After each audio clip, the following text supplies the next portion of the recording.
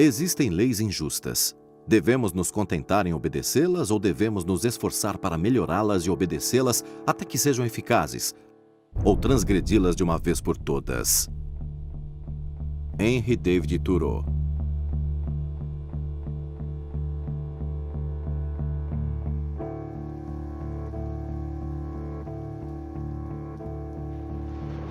O cofundador do site de notícias e entretenimento Reddit foi encontrado morto. Com certeza ele era um prodígio, mesmo que ele nunca tenha se visto dessa forma. Ele não tinha a menor motivação para estudar negócios e ganhar dinheiro.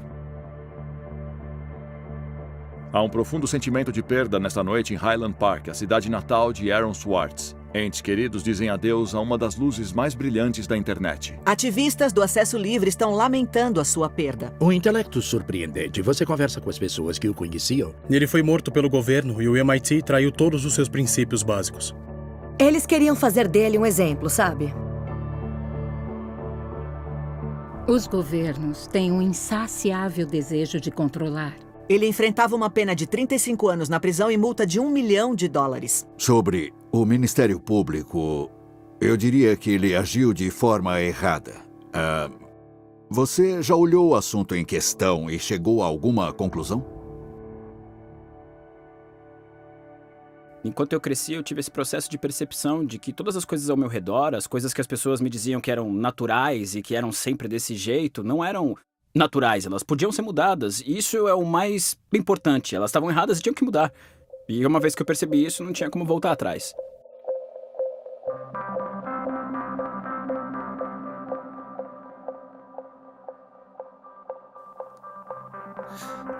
Bem-vindo à Hora da Leitura.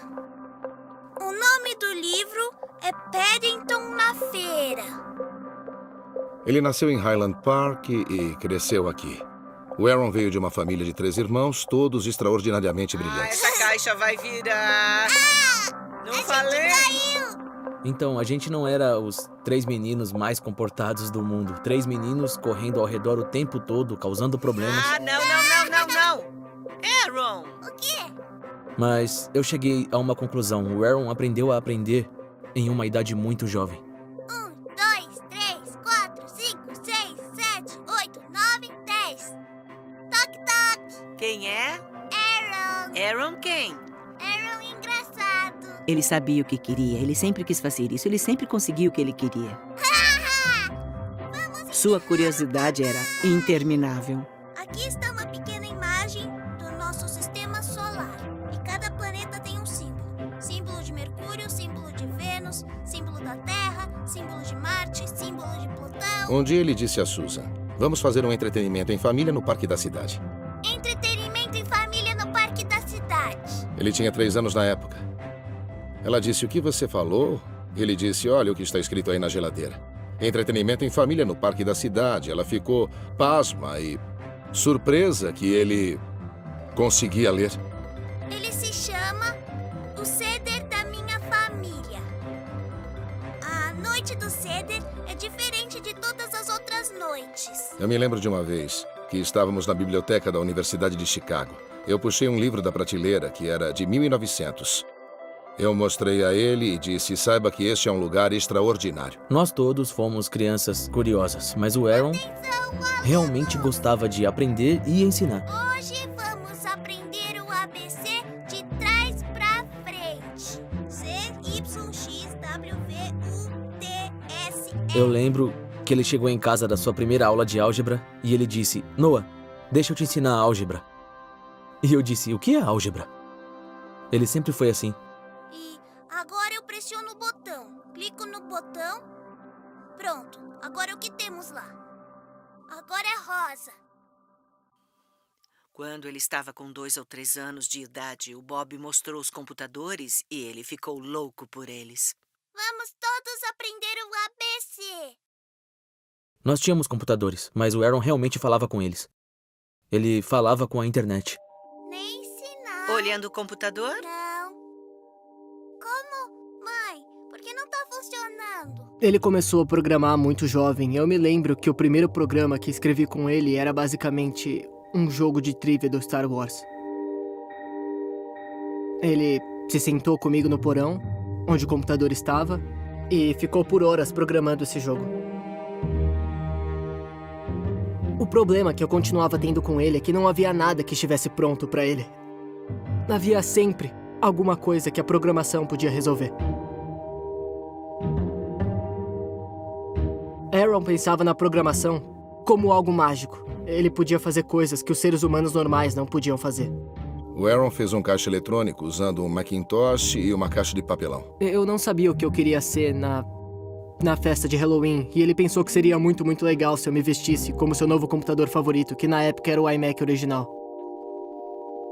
E ele odiava se vestir pro Halloween, mas ele amava convencer outras pessoas a se vestirem do jeito que ele queria. Aqui é seu apresentador Aaron. Apresentador Aaron, pessoal, vamos lá, olhem pra câmera. Vamos dar boas-vindas. Ele fez esse site chamado The Info, onde as pessoas podiam apenas encher com informações. Ele disse, eu tenho certeza que alguém lá fora sabe tudo sobre o ouro, o valor do ouro, por que não estão escrevendo sobre isso nesse site? E depois outras pessoas podem chegar mais tarde e ler essa informação e editar as informações que elas achassem ruins. Não muito diferente da Wikipédia, não é? E isso foi antes da Wikipédia começar. E foi desenvolvido por uma pessoa de 12 anos, em seu quarto. Sozinho, rodando neste pequeno servidor, usando tecnologia antiga. Uma das respostas do professor foi: isso é uma ideia terrível. Você não pode simplesmente deixar qualquer pessoa escrever no dicionário ou na enciclopédia. Essa é a razão de termos estudiosos para escreverem esses livros para nós. Como é que você conseguiu ter uma ideia tão ridícula? E eu e meu outro irmão pensamos, sim, você sabe, a Wikipédia é legal, mas já tínhamos isso na nossa casa há 5 anos. O site de Aaron, info.org, ganha um concurso escolar organizado pela Cambridge, com base na empresa de web design Ars Digita. Nós fomos todos pra Cambridge quando ele ganhou o prêmio Ars Digita e não tínhamos ideia do que o Aaron estava fazendo, mas era óbvio que o prêmio era muito importante. Logo, Aaron se envolveu com comunidades de programação online e então, no processo de moldagem de uma nova ferramenta para a web.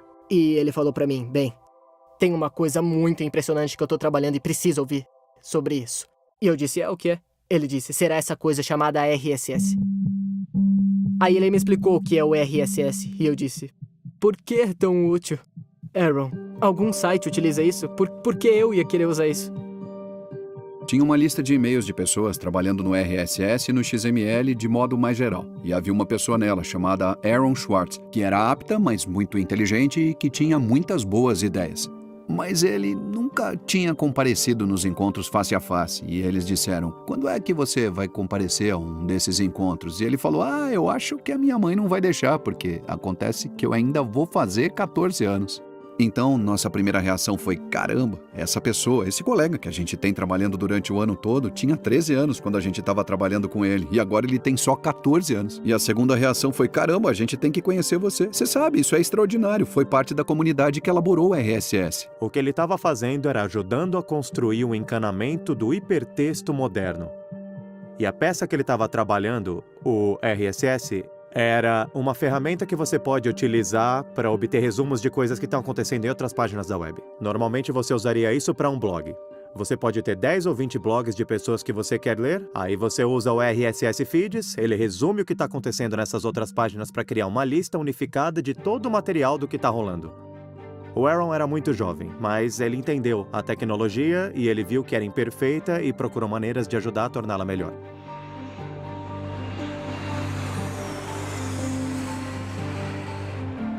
A mãe do Aaron colocou ele num avião em Chicago e a gente pegou ele em São Francisco. A gente apresentou a pessoas interessadas em discutir e ficou perplexo com os hábitos alimentares horríveis dele. Ele só comia comida branca, tipo arroz cozido no vapor, não arroz cozido normalmente, porque não era branco o suficiente, e pão branco, e assim por diante. Você ficava meio que maravilhado com a qualidade do debate, emergindo do que parecia ser a boca de um menino.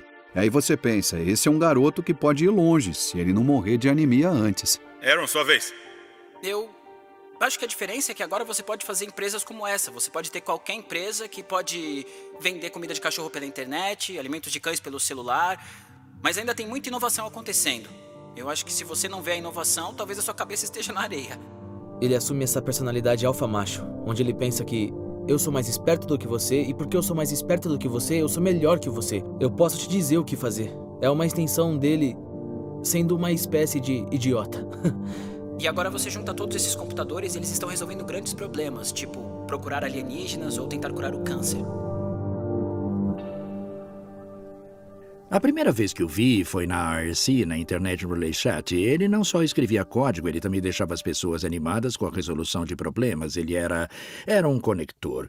Um movimento de cultura livre que teve muito de sua energia. Eu acho que Aaron estava tentando fazer o mundo funcionar, tentando corrigi-lo. Ele tinha uma personalidade muito forte que definitivamente causava problemas às vezes. E não era necessariamente o caso dele.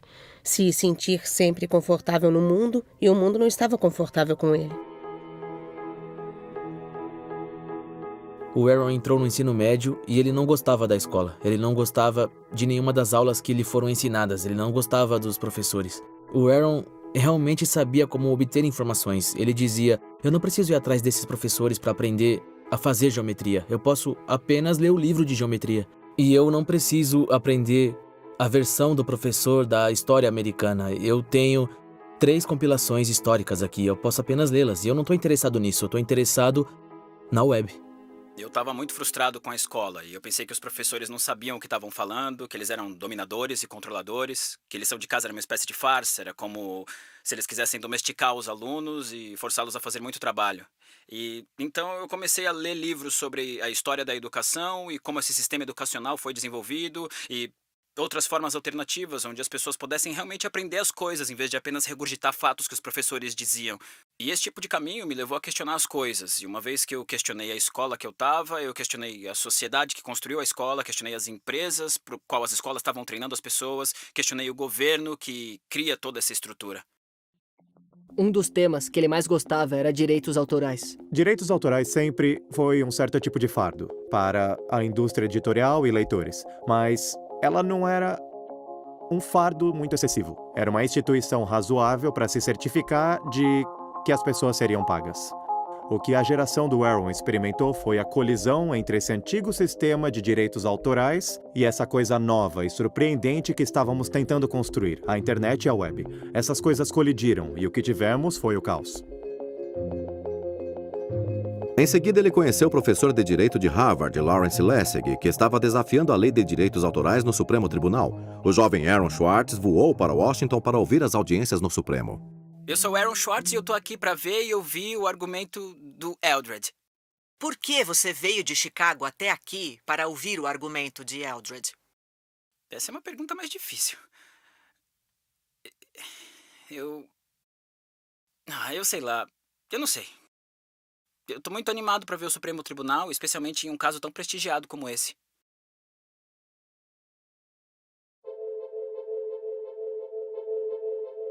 Lessig também estava criando uma nova maneira de definir direitos autorais na internet. Ela foi chamada de Creative Commons. A simples ideia do Creative Commons é dar às pessoas, aos criadores, uma maneira simples de marcar a sua criatividade, com as liberdades que eles pretendem carregar. Então, copyright é sobre todos os direitos reservados. Este é um tipo de alguns direitos reservados. É um jeito simples de dizer isto é o que você pode fazer com o meu trabalho, mesmo que ainda existam outras coisas que precise da minha permissão antes que possa fazer. E o papel do Aaron era parte do computador, como você arquiteta as licenças, de modo que sejam simples e que sejam projetadas na forma que as máquinas possam processá-las. E as pessoas diziam, por que tem esse garoto de 15 anos escrevendo as especificações do Creative Commons? Você não acha isso um grande erro? E Larry dizia, o maior erro que cometeríamos seria não ouvir esse garoto. Era embaraçoso ver que ele não tinha altura para alcançar o microfone e não era um daqueles microfones sem fio. Então, quando ele levantou a tela, ninguém podia ver o seu rosto. Quando você chega no nosso site, você tem algumas licenças e uma lista de opções que me explicam o que elas significam. E nós pensamos em 3 conjuntos de perguntas. Você quer exigir uma atribuição? Quer permitir usos comerciais do seu trabalho? Quer permitir modificações no seu trabalho? Eu fiquei chocada e completamente atônita que esses adultos o vissem como um adulto. O Aaron estava lá na frente de uma plateia cheia de pessoas e só começou a falar sobre a plataforma que ele criou para o Creative Commons. E todos estavam ouvindo ele. Eu estava sentada pensando, ele é só uma criança, por que vocês estão ouvindo ele? Mas eles ouviram sim. Bom, eu acho que não o compreendi totalmente. Apesar do que os críticos disseram que ele faz pouco para assegurar que os artistas sejam pagos pelo seu trabalho, o sucesso do Creative Commons foi enorme. Somente no site Flickr, mais de 200 milhões de pessoas utilizam algum tipo de licença Creative Commons.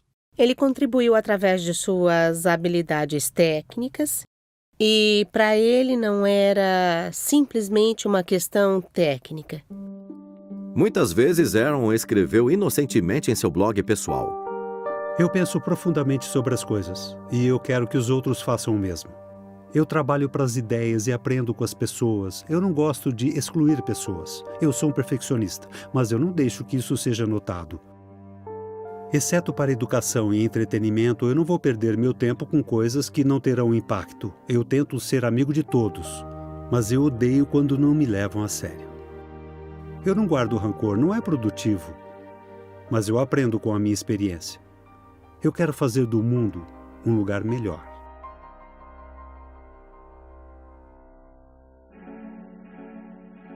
Em 2004, Schwartz deixa Highland Park e se matricula na Universidade Stanford.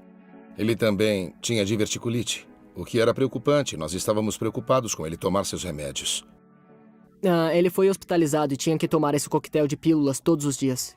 E um desses comprimidos era um esteroide que estabilizou seu crescimento e o fez se sentir diferente dos outros estudantes. Eu acho que o Aaron chegou em Stanford pronto para a bolsa de estudos. E ele se encontrou efetivamente em um programa para estudantes brilhantes que em 4 anos estavam destinados a se tornarem grandes industriais e homens de negócios. E eu acho que ele meio que rejeitou tudo isso aí. Em 2005, depois de apenas 1 ano de faculdade, foi oferecido a Schwartz um lugar em uma nova empresa de incubação startup chamada iCombinator, liderada por Paul Graham. Ele disse, ei, eu tenho essa ideia para um site. E Paul Graham gostou dele o suficiente e ele disse, ok. Daí o Aaron abandona a escola e se muda para esse apartamento. Então esse costumava ser o apartamento do Aaron quando ele morava aqui. E eu me lembro bem do meu pai dizendo quanto difícil foi conseguir um empréstimo, porque o Aaron não tinha crédito e tinha abandonado a faculdade. O Aaron vivia no que chamamos de sala de estar, e alguns desses cartazes foram deixados quando ele morou aqui. E a biblioteca tem outros livros, mas a maioria são do Aaron. O site iCombinator de Aaron é chamado Infogami, uma ferramenta para construir sites. Mas Infogami teve dificuldades para encontrar usuários, e Schwartz eventualmente funde sua empresa com outro projeto do iCombinator, em busca de ajuda. Era um projeto liderado por Steve Huffman e Alexis Ohanian, chamado Reddit. A gente começou a partir de praticamente nada. Não tinha usuário, não tinha dinheiro, não tinha código, e fomos crescendo dia a dia num site muito popular, que não mostra nenhum sinal de diminuição. No início tínhamos 1.000 usuários, depois 10.000, depois 20.000, e assim por diante. É incrível. O Reddit se torna enorme e é um verdadeiro cantinho geek na internet. Tem ali muito humor, há um monte de arte e há pessoas que se reuniram no site e o elegeram o seu site principal para ir todas as manhãs para obter notícias. O Reddit meio que beira o caos em algum nível. Então, por um lado, é um lugar para as pessoas discutirem notícias do dia, tecnologia, política e questões. E há ainda um monte de coisas do tipo não seguro para o trabalho, material ofensivo, alguns subreddits são trolls, grupos de soldados do exército. E por isso, nesse sentido, o Reddit tem sido um lar de controvérsias. É uma espécie de beira do caos. Reddit chama a atenção da gigante revista corporativa Condé Nast, que faz uma oferta para comprar a empresa. Uma grande quantidade de dinheiro, grande o suficiente para que meu pai ficasse preocupado com questões como eu guardo esse dinheiro. Dinheiro? Muito dinheiro? Muito dinheiro. Em torno, provavelmente, mais de $1 milhão. Mas eu realmente não sei. E quantos anos ele tinha? 19 ou 20. Então ele estava nesse apartamento, sentado nesse sofá, hackeando o Reddit. E quando eles venderam o Reddit, eles deram uma festa gigante. E em seguida, todos foram para Califórnia no dia seguinte. Ele deixou as chaves comigo.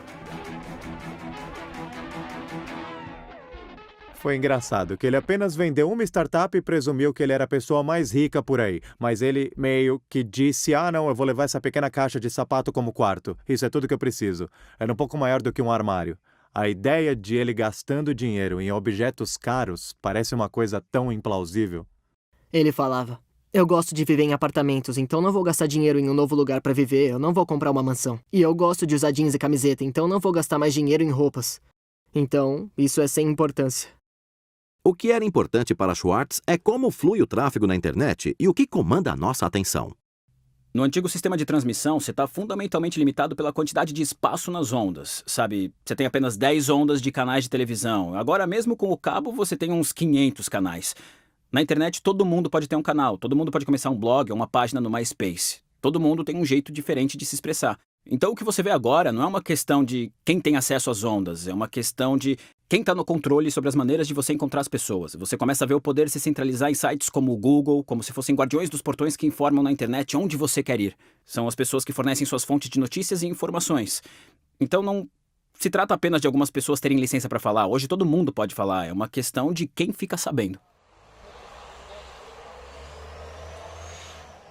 Depois que ele começou a trabalhar em São Francisco na Condé Nast, ele veio para um escritório. E eles quiseram dar para ele um computador com um monte de porcaria instalada. E falaram que ele não podia instalar coisas novas. Mas isso é um traje para um desenvolvedor, né? Desde o primeiro dia ele reclamava dessas coisas. Parede cinza, mesa cinza, ruído cinza.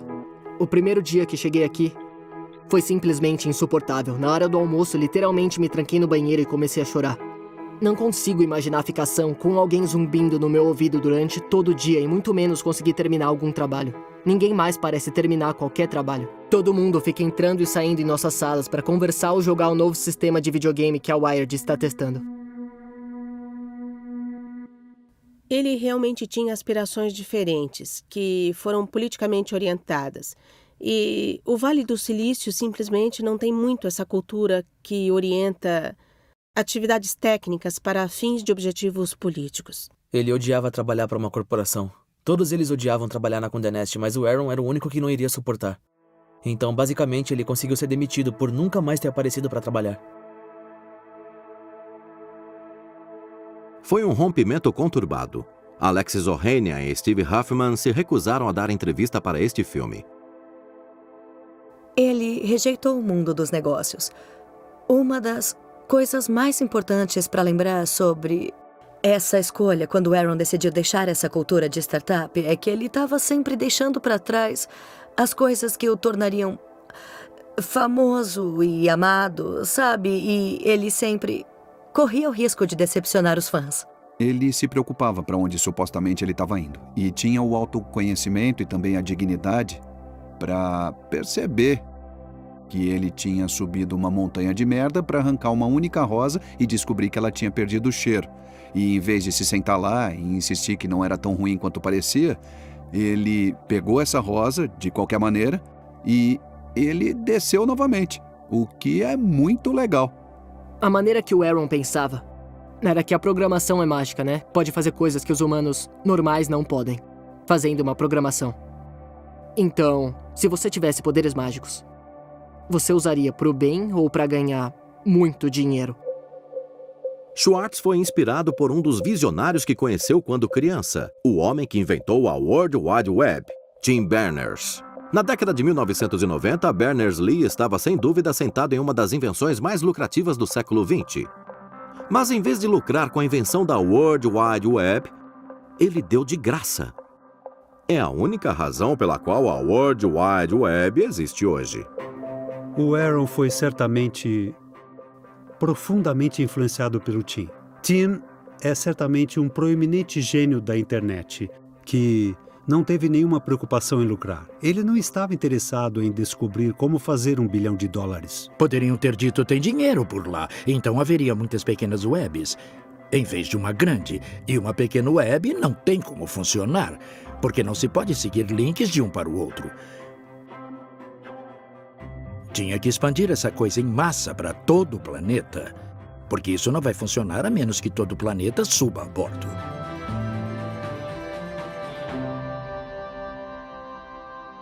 Então, eu me sinto bem confiante de que isso não é o bastante, só viver no mundo como ele é, só seguir o que tá dado e você, sabe, seguir as coisas que os adultos nos dizem pra fazer, que os nossos pais nos dizem pra fazer, que a sociedade nos diz pra fazer. Eu acho que você deve sempre estar questionando e tomar essa atitude muito científica de que tudo que você aprendeu é apenas provisório e tá sempre aberto pra retratação, refutação ou questionamentos. E eu acho que o mesmo se aplica à sociedade. E depois que eu percebi que haviam problemas reais, graves, problemas fundamentais que eu poderia fazer algo pra resolver, eu não via uma maneira de esquecer isso. Eu não via por que não. Nós começamos a passar muito tempo juntos, como amigos. Nós só conversávamos por horas no meio da noite. Eu devia ter percebido que ele estava flertando comigo. De certo modo, eu pensava que era uma ideia terrível e impossível, então eu fingia que não estava acontecendo. Como o meu casamento estava se acabando, eu fiquei presa sem ter para onde ir. Nós nos tornamos colegas de quarto e eu levei a minha filha. Nós nos mudamos e foi muito pacífico. Minha vida não via paz por muito tempo e eu precisava dessa paz.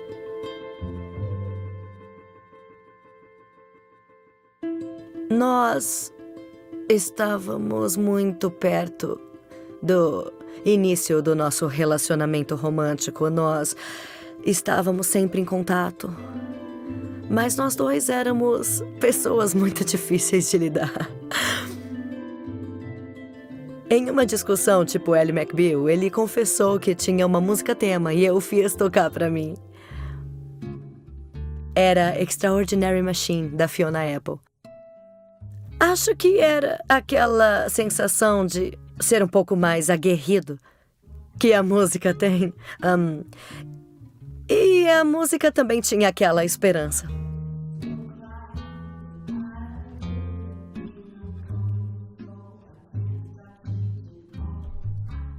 De muitas maneiras, o Aaron era muito otimista sobre a vida. Mesmo quando ele não sentia isso, ele podia ser muito otimista sobre a vida.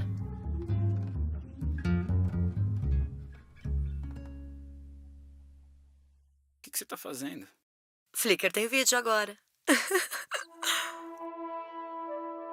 Schwartz investiu sua energia em novos projetos que envolviam o acesso à informação pública, incluindo um site chamado watchdog.net e o projeto chamado Open Library. O projeto Open Library é um site que você pode visitar, openlibrary.org, e a ideia é ser uma enorme wiki, uma espécie de site que vai ter uma página por livro. Assim, para cada livro já publicado, você vai ter uma página sobre ele que combina todas as informações dos editores, dos vendedores de livros, de bibliotecas, de leitores, e tudo em um site. E em seguida nós te damos links para que você possa comprá-lo, emprestá-lo ou possa navegar nele.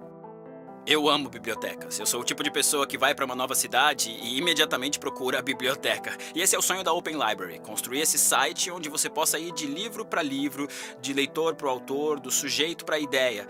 Você passa por essa vastidão de conhecimento que tem sido incorporado e perdido nas grandes bibliotecas físicas, que são difíceis de encontrar e que não estão muito bem acessíveis online. E isso é realmente importante, porque os livros são o nosso legado cultural. Os livros são o lugar onde as pessoas escrevem as coisas. E ter todos esses livros engolidos por uma corporação é meio assustador. Como você pode trazer público acesso ao domínio público? Para mim parece óbvio que você tenha que ter acesso público para o domínio público, mas na verdade isso não acontece. Assim, o domínio público deve ser gratuito para todos, mas muitas vezes ele é trancado. Existem guardas nos portões, é como ter o Parque Nacional, mas com um fosso em torno dele e torres de armas apontadas no caso de alguém querer realmente chegar e aproveitar o domínio público. Uma das coisas que Aaron estava particularmente interessado era em trazer o acesso público para o domínio público. Essa é uma das coisas que o levou a ter grandes problemas. Eu estava tentando ter acesso aos arquivos da Corte Federal nos Estados Unidos. O que eu descobri foi um sistema intrigante chamado PACER, que significa Acesso Público aos Registros Eletrônicos da Corte. Eu comecei a ler e foi quando descobri sobre Carl Malamud. O acesso a materiais legais nos Estados Unidos é um mercado de 10 bilhões de dólares por ano. O PACER é só essa incrível abominação do serviço do governo. São 10 centavos por página. É o pior código morto que você já viu. Você não pode pesquisá-lo, você não pode marcar qualquer coisa, você tem que ter um cartão de crédito. E esses são os registros públicos. E você sabe que os tribunais distritais dos Estados Unidos são muito importantes. É onde todos os nossos litígios seminais começam. Casos de direito civil, casos de patentes, todo esse tipo de coisas. Estudantes de jornalismo, cidadãos e advogados precisam ter acesso ao Pacer. E é uma luta em cada passo. Pessoas sem e-mail não podem ver a lei tão facilmente como as pessoas que têm o cartão American Express Ouro. É como se fosse um imposto sobre o acesso à justiça. A lei é o sistema operacional de nossa democracia e você tem que pagar para ver? Isso não faz parte da democracia. Eles fazem cerca de 120 milhões de dólares por ano no sistema Pacer. E não custa nada perto disso, de acordo com os seus próprios registros. Na verdade, é ilegal. A lei do e-governo de 2002 afirma que o tribunal pode cobrar apenas a medida que necessário para o reembolso do custo do funcionamento do Pacer.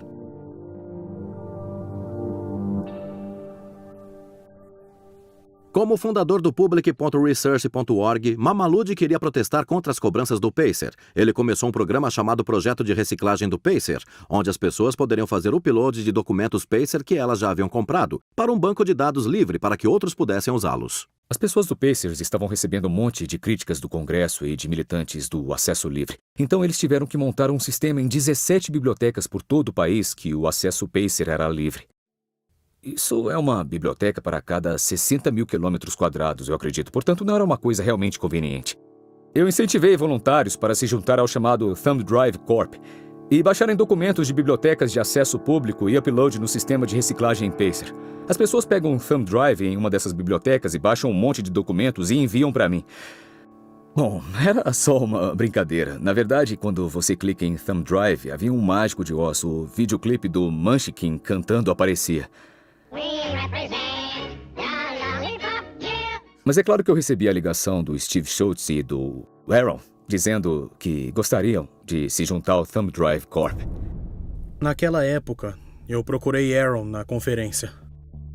Isso é algo que realmente tem que ser uma colaboração entre um monte de pessoas diferentes. Então eu me aproximei dele e disse, ei, eu estou pensando em uma intervenção no problema do Pacer. Schultz já havia desenvolvido um programa que podia baixar automaticamente documentos Pacer das bibliotecas. Schwartz queria dar uma olhada. Então, eu mostrei a ele o código. E eu não sabia o que viria a seguir, mas como se viu ao longo das próximas horas dessa conferência, ele estava sentado no canto, melhorando o meu código, recrutando um amigo dele, que morava perto de uma dessas bibliotecas, para ir para a biblioteca e começar a testar seu código melhorado. Mas a essa altura, as pessoas nos tribunais descobriram que algo não estava bem de acordo com o plano. E os dados começaram a chegar. E chegar, e chegar, e logo havia 760 gigabytes de documentos Pacer, cerca de 20 milhões de páginas. Usando informações recuperadas a partir das bibliotecas, Schwartz estava conduzindo o download paralelo, massivo e automatizado do sistema Pacer.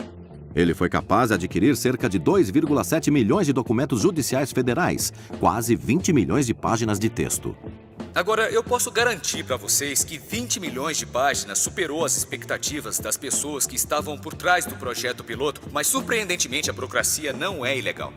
Aaron e Carl decidiram falar com o New York Times sobre o que aconteceu. Eles também chamaram a atenção do FBI, que começou a vigiar a casa dos pais de Schwartz em Illinois. Eu recebo um tweet da mãe dele dizendo, me liga! Eu pensei, o que está acontecendo aqui? E assim que eu encontrei o Aaron, você já sabe, né? A mãe dele dizia, ai meu Deus, FBI, FBI, FBI! Um agente do FBI pula sobre a garagem da nossa casa, tentando ver se o Aaron tá nessa sala. Eu me lembro de estar em casa naquele dia e de me perguntar a razão desse carro tá indo e voltando. Isso é estranho. 5 anos mais tarde, eu li isso no arquivo do FBI e pensei, ai meu Deus. Nossa, era um FBI Era um agente do FBI. Garagem. Na minha garagem. Ele estava com medo. Estava totalmente apavorado. Ele ficou muito mais aterrorizado depois que o FBI efetivamente ligou para ele no telefone, tentando marcar um encontro num café sem um advogado. Ele disse que foi para casa e se deitou na cama e ele estava tremendo. O download também descobriu massivas violações de privacidade nos documentos judiciais. Como resultado, os tribunais foram obrigados a mudar suas políticas. E o FBI fechou a investigação sem nenhuma acusação. Até hoje, eu acho notável que alguma pessoa, mesmo que essa pessoa esteja no mais remoto escritório de campo do FBI, tenha pensado em usar o dinheiro do contribuinte para investigar por roubo criminosos. Pessoas que tinham apenas tornado a lei pública. Como você pode se considerar um homem da lei e mesmo assim pensar que possa existir alguma coisa errada em tornar a lei pública? Aaron estava disposto a se colocar em risco pelas causas em que acreditava. Incomodado com a desigualdade da riqueza, Schwartz vai além da tecnologia e investe em uma ampla gama de causas políticas. Eu fui ao Congresso e eu o convidei para vir e conversar conosco um pouco, para que ele pudesse aprender, você sabe, o processo político. Ele estava aprendendo sobre uma nova comunidade, um novo conjunto de habilidades. Ele estava aprendendo a hackear a política. É ridículo que os mineiros tenham que martelar até que seus corpos inteiros estejam pingando suor, confrontados com o fato de que se eles se atreverem a parar, eles não vão conseguir colocar comida na mesa naquela noite. Enquanto eu faço grandes quantias de dinheiro todos os dias, só sentado em casa assistindo TV. Mas, aparentemente, o mundo é ridículo. Então, eu cofundei um grupo chamado Comitê da Campanha Mudança Progressiva. E o que estamos tentando fazer é organizar as pessoas através da internet que se preocupam com políticas progressistas e mover o país numa direção mais progressista. Para criar uma lista de e-mail para participar da campanha e ajudar a eleger candidatos progressistas em todo o país. O grupo é responsável por inflamar os esforços de base por trás da campanha eleitoral de Elizabeth Warren ao Senado. Ele poderia ter pensado que o sistema era falho, mas ele entrou e ele disse que precisava aprender esse sistema, porque ele pode ser manipulado, como qualquer sistema social. Mas sua paixão por conhecimentos e bibliotecas não foi esquecida. Aaron começou a prestar mais atenção em instituições que publicam artigos de periódicos acadêmicos. A vantagem de ser um estudante numa grande universidade nos Estados Unidos, eu suponho que seja o acesso a uma grande variedade de publicações acadêmicas. Praticamente todas as grandes universidades nos Estados Unidos pagam algum tipo de licença a organizações como a JSTOR e outras similares, para ter acesso aos periódicos acadêmicos que o resto do mundo não pode ler. Essas revistas e artigos acadêmicos são essencialmente toda a riqueza do conhecimento humano online. E muitos foram pagos com o dinheiro do contribuinte, ou com subsídios do governo, mas para lê-los você muitas vezes terá que pagar novamente, através de taxas pagas às editoras como Elsevier. Essas taxas de licenciamento são tão abusivas que pessoas que estão estudando na Índia, diferente das que estudam nos Estados Unidos, não possuem esse tipo de acesso. Elas são deixadas de fora de todas essas revistas. São deixadas de fora de todo esse legado científico. E esses artigos de periódicos deveriam nos iluminar. Toda vez que alguém escreve um artigo científico, ele é digitalizado, escaneado e colocado nessas coleções. E isso é um legado que foi trazido para nós pela história de pessoas fazendo trabalhos interessantes. A história dos cientistas é um legado que deveria pertencer a todos nós, como bens comuns de um povo. Mas em vez disso, ele tem sido bloqueado e colocado online por um punhado de empresas com fins lucrativos, que está tentando só conseguir o máximo de lucro possível com isso. Então, um pesquisador pago pela universidade ou por outras pessoas publica um artigo e, na última etapa deste processo, depois de todo o trabalho ser realizado, após toda a pesquisa original ser feita, o pensamento, o trabalho de laboratório, a análise, depois de tudo, nesse último estágio, os pesquisadores precisam abrir mão de seus direitos autorais para essas empresas bilionárias. E isso é doentio. É uma economia inteira construída sob o trabalho voluntário. E aí os editores se sentam no topo e raspam todo o crime. Isso tudo é uma farsa. Uma editora na Grã-Bretanha fez um lucro de 3 bilhões de dólares no ano passado, quero dizer, é um mercado negro. A JSTOR é apenas uma pequena jogadora nesta história. Mas por alguma razão, a JSTOR foi a jogadora que o Aaron decidiu enfrentar. Ele foi para algumas conferências sobre acesso livre e publicação aberta, e eu não sei quem foi a pessoa da JSTOR, mas eu acho que, em algum momento, o Aaron fez a pergunta. Quanto custaria para abrir a JSTOR em perpetuidade? E aí eles disseram, é algo em torno de 200 milhões de dólares, algo que o Aaron achava ridículo. Trabalhando em uma irmandade em Harvard, ele conheceu usuários da famosa rede aberta e veloz do MIT, que tinha acesso autorizado às riquezas da JSTOR. Schwartz viu uma oportunidade. Você tem a chave para aqueles portões. E, com um pouco de magia no script, Você pode obter esses artigos dos periódicos. Em 24 de setembro de 2010, Schwartz registrou um laptop Acer recém-comprado na rede do MIT, sob o nome de Gary Host. O nome do cliente foi registrado como Ghost Laptop. Ele não hackeou a Gestor no sentido tradicional de hackear. O banco de dados da Gestor foi organizado de modo que era trivial descobrir como você poderia baixar todos os artigos da Gestor, porque eram só números, era basicamente / número do artigo 444.024 e 2526. Ele escreveu um script em Python chamado keepgrabbing.py, que agarrava um artigo atrás do outro. No dia seguinte, o Ghost Laptop começa a pegar todos os artigos, mas logo o endereço de IP do computador é bloqueado. Para Schwartz, é apenas uma pedra no caminho. Ele rapidamente atribui novamente o endereço de IP ao computador e segue baixando. A Gestor e a MIT tomaram uma série de medidas para tentar interferir nisso quando notaram que isso estava acontecendo. E quando os passos mais modestos não funcionam numa determinada fase, a Gestor corta o acesso do MIT ao seu banco de dados Gestor. Então isso era uma espécie de jogo de gato e rato em torno de tentar obter acesso ao banco de dados da Gestor. Aaron, é claro, é o gato, porque ele tem mais capacidades técnicas do que aquelas pessoas que estão defendendo o banco de dados Gestor. Eventualmente, havia muitos suprimentos no porão de um dos prédios. E em vez de usar o Wi-Fi, ele foi até lá e só ligou seu computador direto na rede. E só deixou lá com um HD externo baixando os artigos pro computador. Sem o conhecimento de Schwartz, seu laptop e disco rígido havia sido encontrado pelas autoridades. Eles não pararam o download. Ao invés disso, eles instalaram uma câmera de vigilância. Eles descobriram esse computador nesta sala no porão de um edifício no MIT. Eles poderiam ter desligado, poderiam ter esperado o cara voltar e dizer: cara, o que você está fazendo? Você sabe, pare com isso, quem é você? Poderiam ter feito todas essas coisas, mas não fizeram. O que queriam fazer era filmá-lo para reunir evidências para fazer um caso. É a única razão pela qual você filma uma coisa assim.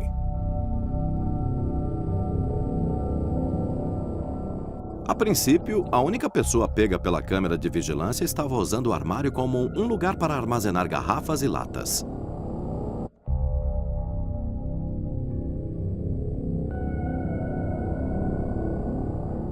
Mas dias depois, ela pegou Schwartz.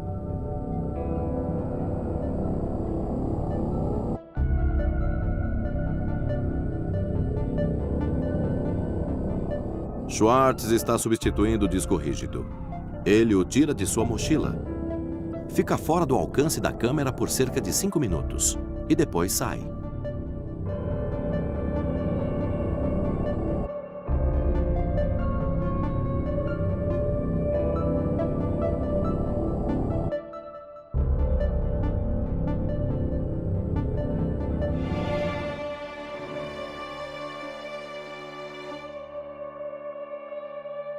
E aí, ele estava voltando para casa de bicicleta, estava vindo do MIT. Os policiais apareceram do outro lado da estrada, alguma coisa assim, em vez de ir atrás dele. Ele descreve que foi pressionado e encurralado pela polícia. Ele me disse que não estava claro que eles eram policiais, pareciam ser alguém que só queria atacá-lo. Ele também me disse que foi agredido. Ele estava devastado. Só a ideia de qualquer tipo de processo criminal contra qualquer pessoa da nossa família era uma coisa estranha e incompreensível. Eu não sabia o que fazer. Bem, eles enviaram mandados de busca na casa do Aaron, em seu apartamento em Cambridge e em seu escritório em Harvard.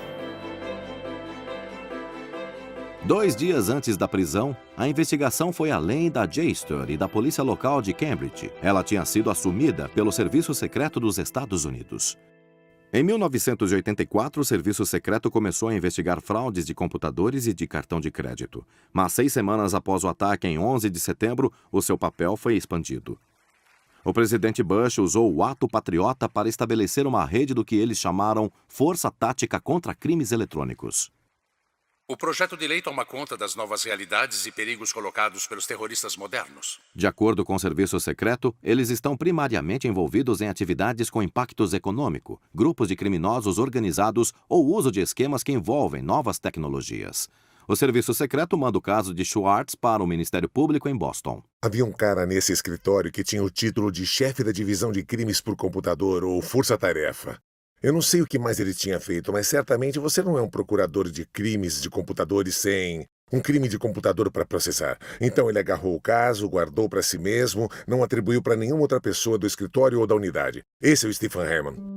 O promotor Stephen Heyman está desaparecido da vista do público desde a prisão de Aaron Schwartz. Mas ele pode ser visto aqui em um episódio do programa de TV Ganância Americana, filmado na época da prisão de Aaron. Ele está descrevendo seu caso anterior contra o notório hacker Albert Gonzalez.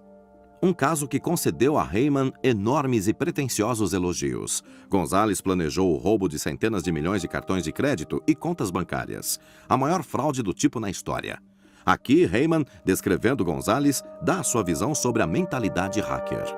Todos esses caras são movidos pelas mesmas coisas que nós somos movidos. Eles têm um ego, eles gostam de desafios e é claro que gostam de dinheiro. E tudo que se pode obter através do dinheiro. Um dos suspeitos implicados no caso Gonzalez era um jovem hacker chamado Jonathan James. Acreditando que seria responsabilizado pelos crimes de Gonzalez, James cometeu suicídio durante a investigação. Em um comunicado à imprensa descrevendo a posição do governo sobre o caso de Aaron Schwartz, a chefe de Heyman, advogada dos Estados Unidos para o distrito de Massachusetts, Carmen Ortiz, disse o seguinte: roubar é roubar, quer você use um comando de computador ou um pé de cabra, ou quer você leve documentos, dados ou dólares. Não é verdade. Obviamente não é verdade. Eu não estou dizendo que é inofensivo, eu não estou dizendo que não devemos criminalizar roubo de informações. Mas você tem que ser muito mais sutil na tentativa de descobrir exatamente quais tipos de danos são prejudiciais aqui. Então, sobre o pé de cabra, toda vez que eu invado um lugar com um pé de cabra, eu faço dano, não há nenhuma dúvida sobre isso. Mas quando o Aaron escreve um script que diz download, download, download, centenas de vezes por segundo, não há nenhum dano a qualquer um. Se ele fez isso com o propósito de reunir um arquivo para fazer pesquisa acadêmica, ele nunca vai prejudicar ninguém. Ele não estava roubando, não estava vendendo, não estava jogando fora. O que ele fazia era reiterar uma posição. A prisão teve efeitos devastadores em Schwartz. Ele simplesmente não queria falar sobre o assunto. Ele ficou muito estressado. Fica pensando que o FBI vai bater na sua porta a qualquer momento em que estiver descendo a escada ou até mesmo lavando a roupa e vão invadir o seu apartamento porque você deixou a porta destrancada. Tipo, eu ficaria muito estressado. E estava claro, o Aaron começou a ter umas baixas de humor.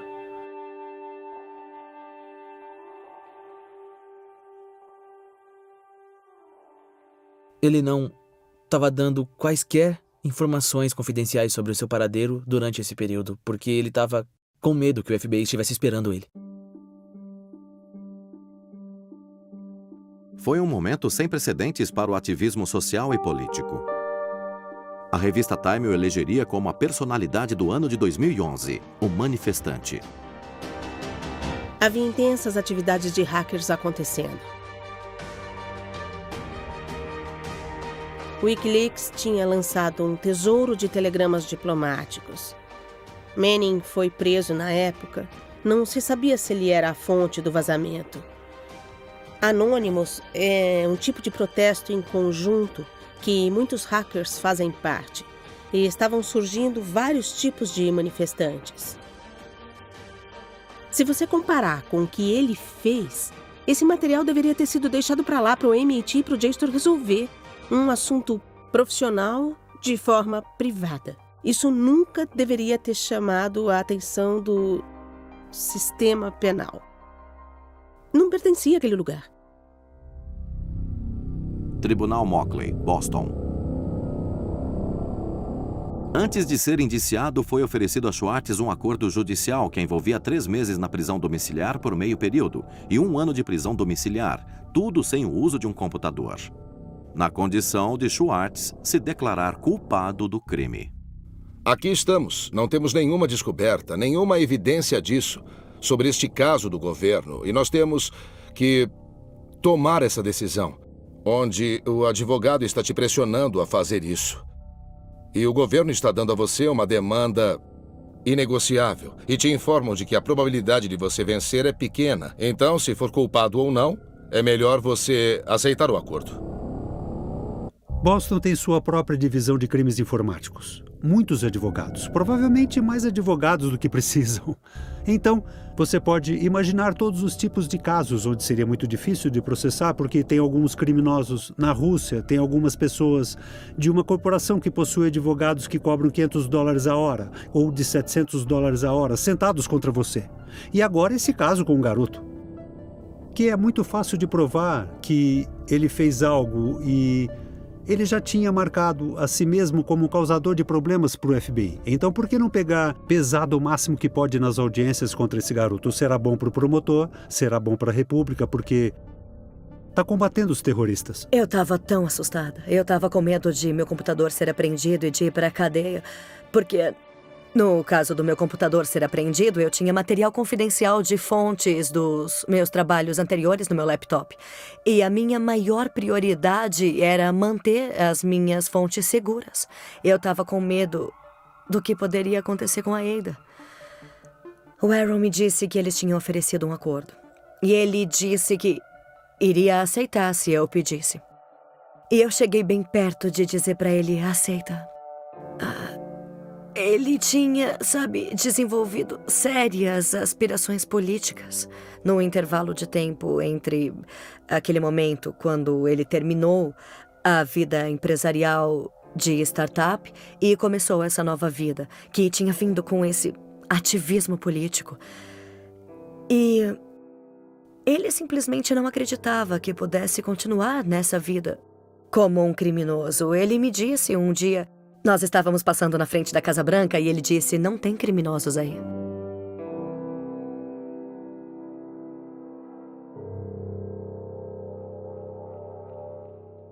Ele queria mesmo que aquilo fosse a vida dele.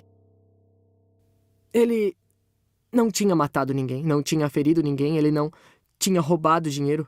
Ele não tinha feito nada que parecia digno de crime, certo? E... havia uma ideia de que não haveria razão para que ele fosse rotulado como criminoso e tirado seus direitos de votar em vários estados. Por fazer o que ele fez, isso é ultrajante. Faz sentido para ele ser, talvez, multado em uma quantia grande ou ser impedido de voltar novamente ao MIT. Mas ser um criminoso? Enfrentar a pena de prisão? Schwartz recusou o acordo judicial. Hyman dobrou seus esforços.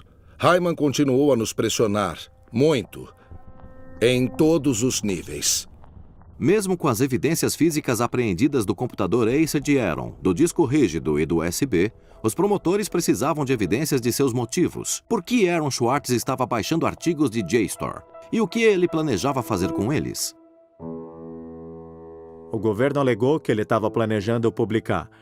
E nós realmente não sabemos qual era a sua verdadeira intenção, porque o Aaron também tinha um histórico de fazer projetos onde ele analisava grandes quantidades de dados dos artigos, a fim de aprender coisas interessantes sobre eles. A melhor prova disso é que quando ele estava em Stanford, ele também baixou toda uma base de dados jurídica. Em um projeto com estudantes de direito de Stanford, Schwartz tinha baixado uma base de dados jurídica. Ele descobriu conexões problemáticas entre financiadores da pesquisa jurídica e resultados favoráveis. Ele fez essa análise surpreendente dessas empresas com fins lucrativos, dando dinheiro para professores de direito que escreviam artigos de revisão da lei em benefícios próprios, como na Exxon durante o derramamento de óleo. Era um sistema muito corrupto de financiamento, de pesquisa-vaidade. Schwartz nunca liberou os documentos de Westlaw. Em teoria, ele poderia ter feito a mesma coisa com o banco de dados da JSTOR. Isso teria sido mesmo normal. Se, por outro lado, ele tinha intenção de criar um serviço competitivo para a JSTOR ou garantir acesso, exclusivo da Harvard Law Review e cobrar dinheiro por isso, então isso agora parece uma violação criminal. Porque você está comercialmente tentando explorar este material, mas é meio louco imaginar que ele fazia isso. Então, há um caso intermediário. E se ele estava apenas tentando liberar para todo mundo em desenvolvimento?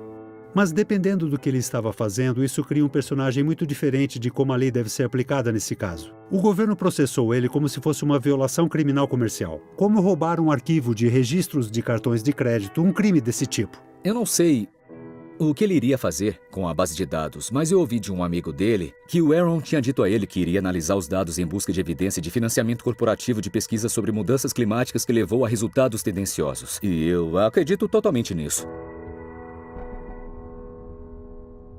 Só me disseram que o Steve queria falar comigo. E eu pensei, talvez seja uma maneira que eu possa sair dessa. Possa acabar com tudo isso.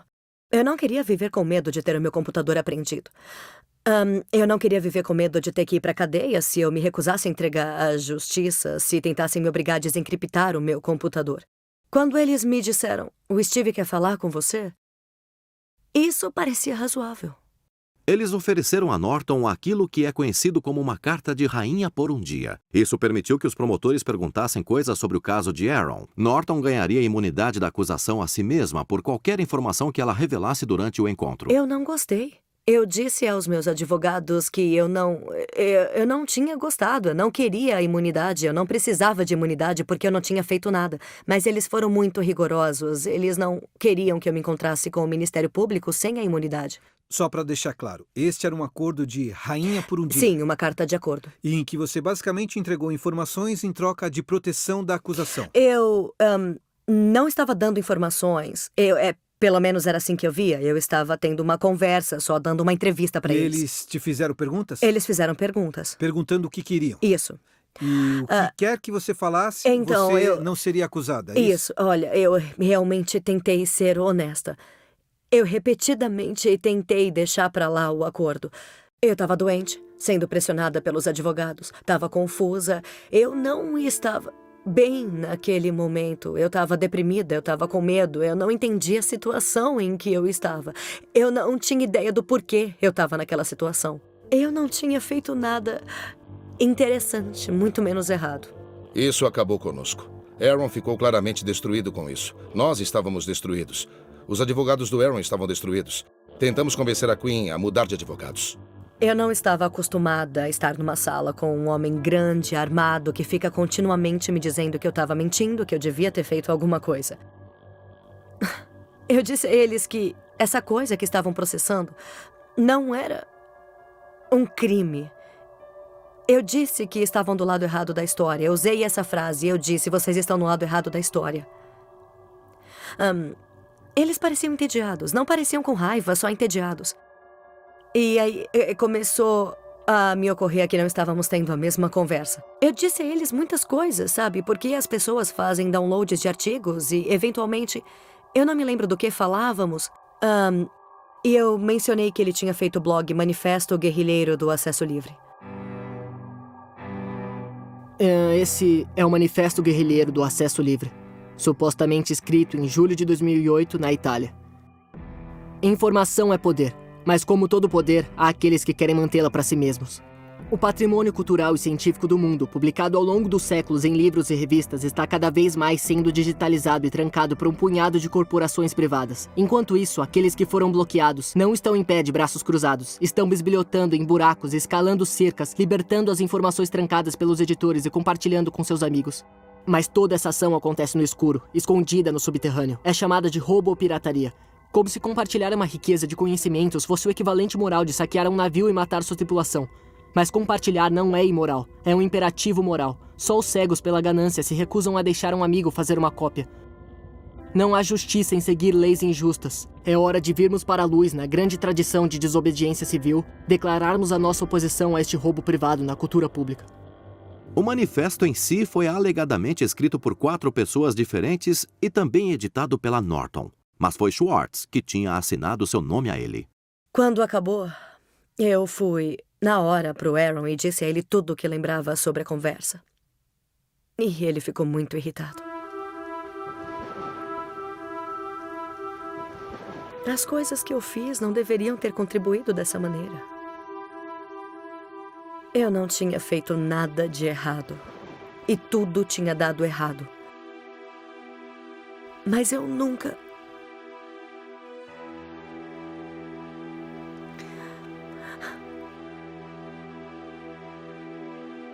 Eu ainda tenho raiva. Eu ainda tenho raiva, sabe? Tentar o seu melhor com essas pessoas para fazer o certo. E elas viram tudo contra você. E elas te machucam com tudo que podem.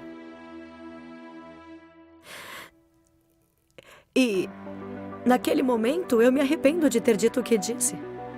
Mas o meu maior arrependimento é que nós engolimos isso. Que estejamos bem com isso.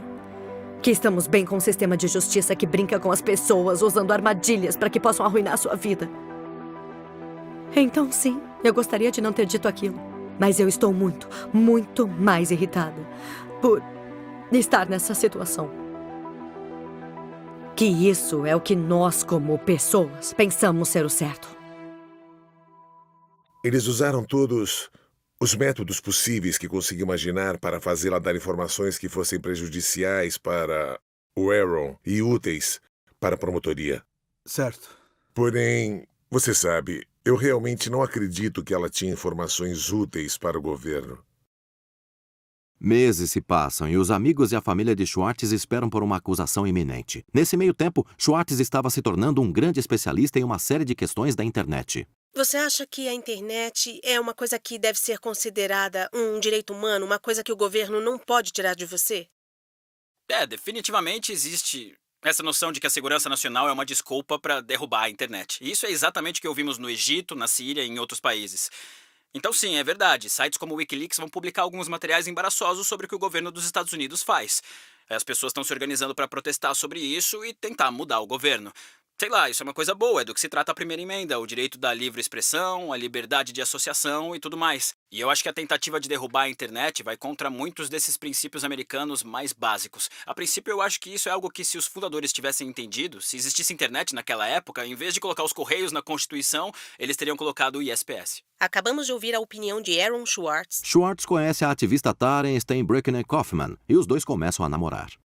Nenhum clamor público massivo. Não tem um clamor público global. Ele não vai criar qualquer mudança. Sabe, 4 pessoas nessa cidade deviam causar um enorme clamor público global. E você sabe que precisamos de um signatário para a petição. Sem contar a ela detalhes, ele a avisou que ele estava envolvido em algo que ele chamou simplesmente de coisa ruim. E eu tinha mais ou menos teorias malucas que ele estava tendo um caso com a Elizabeth Warren, eu sei lá, eu especulava com a Hillary Clinton e a Elizabeth.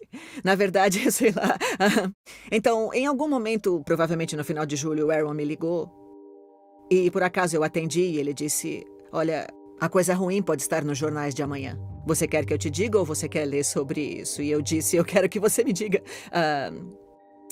E ele disse, bom, eu fui preso por fazer download de muitos artigos de periódicos acadêmicos e querem fazer de mim um exemplo.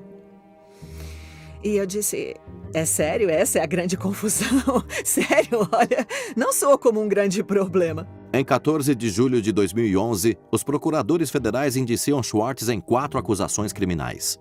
Ele é indiciado no mesmo dia em que 2 pessoas na Inglaterra que fazem parte do LawSec são presos. E alguns outros hackers reais. E Aaron era apenas alguém que se parecia com um hacker o suficiente para que eles pudessem expor sua cabeça em estaca nos portões. Aaron foi se entregar e eles o prenderam. Eles então revistaram ele, tiraram os cordões dos sapatos, tiraram seu cinto e o deixaram na solitária.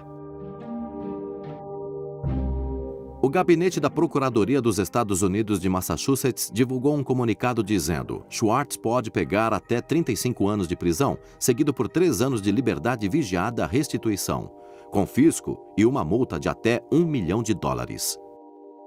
Ele foi libertado após pagar uma fiança de $100 mil. No mesmo dia, a principal vítima do caso, a JSTOR, formalmente desiste de todas as acusações contra Schwartz e se recusa a prosseguir com o caso. A JSTOR, eles não eram nossos amigos, não foram úteis ou amigáveis conosco, eles só diziam, não somos parte disso. A JSTOR e sua empresa-mãe Ithaca também recusaram o pedido para falar com esse filme.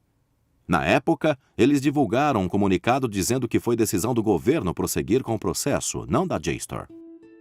Com isso, nós acreditamos que o caso estaria terminado, que faríamos com que o Hyman largasse o caso ou resolver de alguma forma racional, mas o governo recusou. Por quê? Porque eu acho que eles queriam fazer do Aaron um exemplo.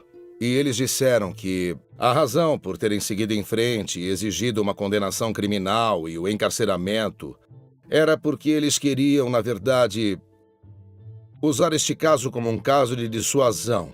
Nos disseram isso. Te disseram isso? Sim. Que era para ser um exemplo. Claro. Ele ia ser um exemplo. Sim. Steven Hyman nos disse isso. Dissuadir quem? Como se existisse um monte de pessoas por aí logando na JSTOR e baixando os artigos para fazer uma declaração política. Quem eles estão dissuadindo? Seria mais fácil de entender a postura da administração Obama de supostamente ser um caso de dissuasão. Se essa fosse uma administração, por exemplo, que processasse o maior crime econômico deste país nos últimos 100 anos, os crimes que foram cometidos que levaram à crise financeira em Wall Street. Quando você começar a implantar a não controversa ideia de dissuasão só seletivamente e você deixar de fazer uma análise desapaixonada da lei, aí você começa a decidir implantar recursos de aplicação da lei, especificamente com base na ideologia política. E isso não é apenas não democrático, isto é anti-americano. O promotor Stephen Heyman mais tarde teria dito a assessores fora do MIT que a gota d'água foi um comunicado de imprensa enviado por uma organização que Schwartz fundou chamada Demand Progress. De acordo com o MIT, Heyman reagiu à curta declaração de apoio, chamando-a de uma campanha selvagem de internet e um movimento tolo que movia o caso de um nível individual para o institucional. Essa foi uma combinação venenosa. Um promotor que não queria deixar o caso com uma carreira política em um futuro próximo e não queria ter que voltar e assombrá-los. Você paga muitos dólares de imposto para prender alguém que pegou muitos livros da biblioteca e você tem o rabo entregue no tribunal de jeito nenhum. Eu então tentei colocar pressão no MIT de várias formas para levá-los ao governo e solicitar a ele para parar o processo. E qual foi a reação deles? Naquela época, pareceu que haveria qualquer reação do MIT.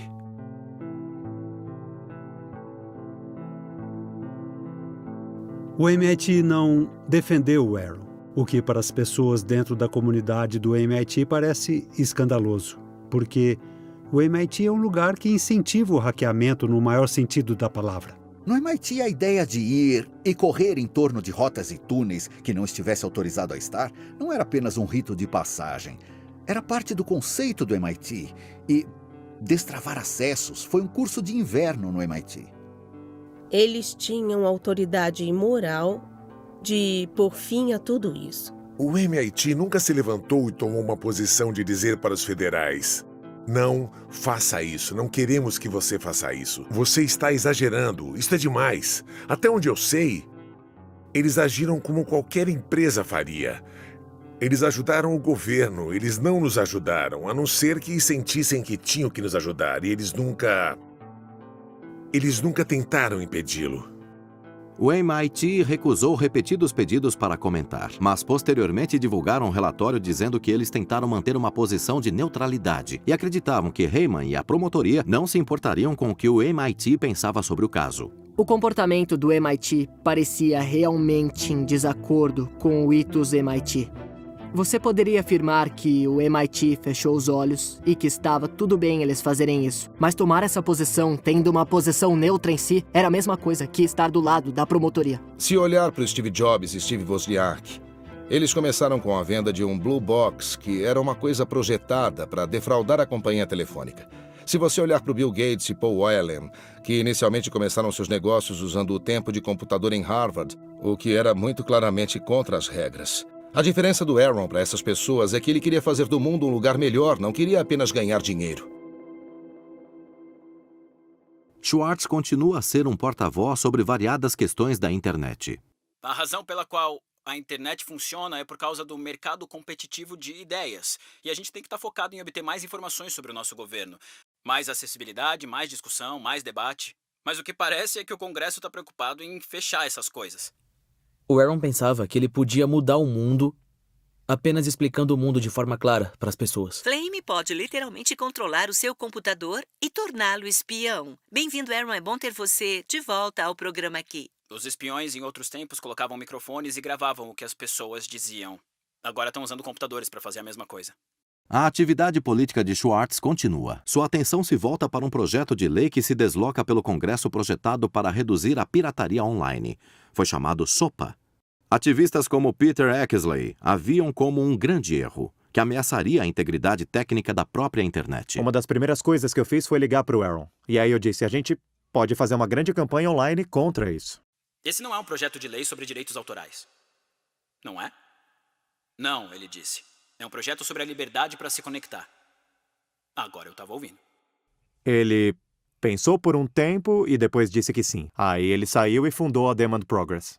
Demand Progress é uma organização online de ativismo. Temos em torno de 1,5 milhão de membros agora, mas começou no outono de 2010. E Aaron era um dos mais proeminentes em uma comunidade de pessoas que ajudaram a liderar a organização em torno de questões de justiça social no nível federal.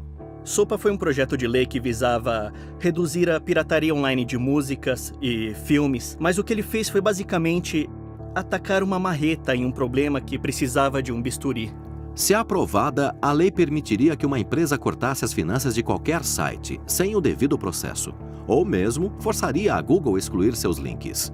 Tudo o que eles precisavam era de uma única alegação de violação de direitos autorais. Isso colocou os titãs da mídia tradicional contra a nova e agora muito mais sofisticada cultura do remix. Ela transforma todo mundo que dirige um site em um policial. E se eles não fazem o seu trabalho de se certificar de que ninguém no seu site está usando para qualquer coisa potencialmente ilegal, todo o site pode ser fechado, mesmo sem nenhum julgamento. Essa foi a última gota, quero dizer, isso foi uma catástrofe. Esse projeto é uma séria ameaça à liberdade de expressão e às liberdades civis para todos que usam a internet. Alguns de nós disse, olha, também somos contra a pirataria, mas não faz o menor sentido destruir a arquitetura da internet, o sistema de nomes de domínio que faz com que ela seja livre e aberta, em nome da luta contra a pirataria. E Aaron entendeu isso. As liberdades garantidas na nossa Constituição, liberdades que o nosso país construiu, seriam de repente deletadas. As novas tecnologias, em vez de nos trazer liberdade, apagariam direitos fundamentais que sempre tínhamos como adquiridos. E eu percebi naquele dia, conversando com o Peter, que eu não podia deixar isso acontecer. Quando a SOPA foi apresentada em outubro de 2011, foi considerada inevitável. Quando ela saiu, nossa estratégia foi tentar retardar o projeto de lei, talvez enfraquecê-la um pouco. Mas, mesmo nós, não achávamos que seríamos capazes de parar esse projeto de lei. Tendo trabalhado em Washington, o que você aprende é que, tipicamente em Washington, as lutas legislativas são lutas entre diferentes conjuntos de interesses corporativos e monetários, e eles dominam a legislação, e as lutas que são as mais próximas são quando você tem um conjunto de interesses corporativos contra outro conjunto de interesses corporativos, e elas são financeiramente igualadas em termos de contribuições de campanha e lobbies. Esses são os mais próximos. Aqueles que nem mesmo lutam, normalmente são aqueles que possuem todo o dinheiro, que possuem todas as empresas e só milhões de pessoas do outro lado. Eu nunca vi nada parecido com a pipa e a sopa em todo o meu tempo no serviço público. Mais de 40 senadores assinaram aquela lei. Eles haviam percorrido um longo caminho para obter os 60 votos para finalizar todos os atos processuais. Até eu comecei a duvidar de mim. Foi um período realmente complicado. Schwartz e a Demand Progress foram capazes de garantir um imenso suporte usando indignação tradicional combinada com serviço de voz por IP para tornar muito fácil para as pessoas ligarem para o Congresso. Eu nunca conheci ninguém que foi capaz de operar no nível dele, tanto no lado tecnológico quanto no lado da estratégia de campanha. Milhões de pessoas contataram o Congresso e assinaram petições anti-SOPA. O Congresso foi pego de surpresa. Era irritante observar aqueles membros sem noção do Congresso debatendo o projeto. Observá-los insistirem que poderiam regulamentar a internet e um bando de nerds não poderia detê-los. Eu não sou um nerd. Eu não sou apenas um nerd. Talvez devêssemos perguntar a alguns nerds o que essa coisa realmente faz. Vamos ter audiências. Tragam os nerds. Não é mesmo? Nerds? Sabe, na verdade, a palavra que está procurando é especialistas. Para esclarecê-los, para que suas leis não destruam a internet. Nós usamos o termo geek, mas nós podemos usar porque somos geeks. O fato de que eles tenham ido o mais longe que puderam, sem sequer falar com os peritos técnicos, reflete o fato de que existe um problema nesta cidade. Estou à procura de alguém para vir diante deste corpo e testemunhar em uma audiência e dizer: é por isso que eles estão errados. Costumava haver um escritório que prestava assessoria em ciência e tecnologia, e os membros poderiam ir até lá e dizer: me ajuda a entender o XYZ? E Gingrich acabou com ele. Ele disse que era desperdício de dinheiro. Desde então, o Congresso tem mergulhado na Idade das Trevas. Eu acho que ninguém pensava que a sopa podia ser derrubada, incluindo o Aaron. Ele sabia que valia a pena tentar, mas não parecia vencível. E eu me lembro, talvez alguns meses mais tarde, eu me lembro dele voltando-se para mim e dizendo: acho que poderíamos ganhar. E eu disse: seria incrível. As ligações para o Congresso continuam. Quando o site e hospedagem de domínio GoDaddy se tornou um defensor da lei, dezenas de milhares de usuários transferiram seus nomes de domínio em protesto. Dentro de uma semana, a GoDaddy inverte sua posição sobre a sopa.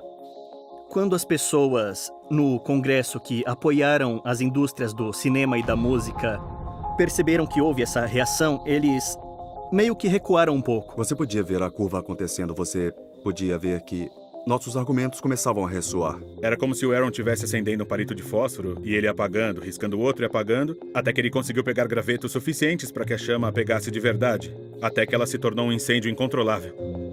Em 16 de janeiro de 2012, a Casa Branca emitiu uma declaração dizendo que eles não apoiam o projeto. E então, isso aconteceu. Sou um grande crente que devemos estar lidando com questões de pirataria e devemos lidar isso de forma séria, mas esse projeto de lei não é certo.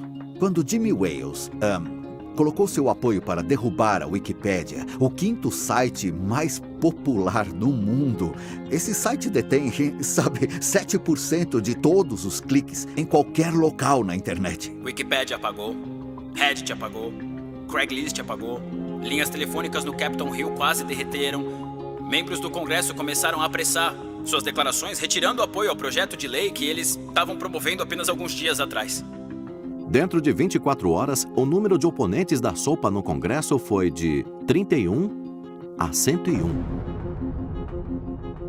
Ver esses congressistas e senadores lentamente mudarem de lado durante todo o dia do blackout foi muito inacreditável. Haviam centenas de representantes do nosso lado. E foi então que, por mais difícil que fosse de acreditar, depois de tudo isso, ganhamos.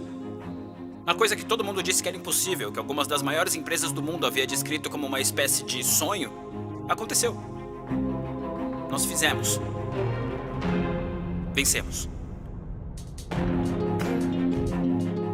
Esta é uma semana histórica na política de internet, talvez na política americana. As coisas que ouvimos de pessoas em Washington, de funcionários em Capitol Hill, foi que eles receberam mais e-mails e mais telefonemas no dia do blackout da sopa do que em qualquer outro dia. E eu acho que foi um momento extremamente emocionante. Esse foi o momento em que a internet tinha crescido politicamente. Foi emocionante porque é difícil acreditar que realmente aconteceu. É difícil acreditar que um projeto de lei com tanto poder financeiro por trás dele não simplesmente navegou através do Congresso e não apenas não navegou, como não foi aprovado. É fácil às vezes você se sentir impotente, como quando você sai nas ruas e marcha e grita e parece que ninguém te escuta. Mas eu tô aqui hoje pra dizer que vocês são poderosos. Às vezes você pode sentir que não tá sendo ouvido, mas eu tô aqui pra dizer que você está sim. Você está sendo ouvido, você está fazendo a diferença. Você pode parar esse projeto de lei se você não parar de lutar. Pare pipa! Pare sopa! Algumas das maiores empresas de internet francamente se beneficiaram de um mundo em que os pequenos concorrentes pudessem ser censurados. Isso não pode acontecer. Para ele era mais importante se certificar de que você fez uma pequena mudança do que jogar uma pequena parte em uma grande mudança. Mas sopa era como jogar a maior parte em uma grande mudança. Então, para ele era uma espécie de prova de conceito, tipo, certo, o que eu quero fazer com a minha vida é mudar o mundo. Eu penso sobre isso nesta maneira científica de medir o meu impacto. E isso mostra que é possível. A única coisa que eu quero fazer da minha vida é possível. Então, eu provei que eu consegui, que eu, Aaron Swartz, poderia mudar o mundo. Um cara que nunca pensava que ele tinha feito muito. Esse era o Aaron. Esse foi um dos poucos momentos onde você podia ver que ele se sentia como se tivesse feito algo de bom, sentindo-se que talvez estivesse na linha da vitória. Todo mundo disse que não poderíamos parar a sopa. Mas paramos. São 3 vitórias realmente incríveis. E olha que o ano ainda nem acabou. Quer dizer, se há um momento para sermos positivos, é agora.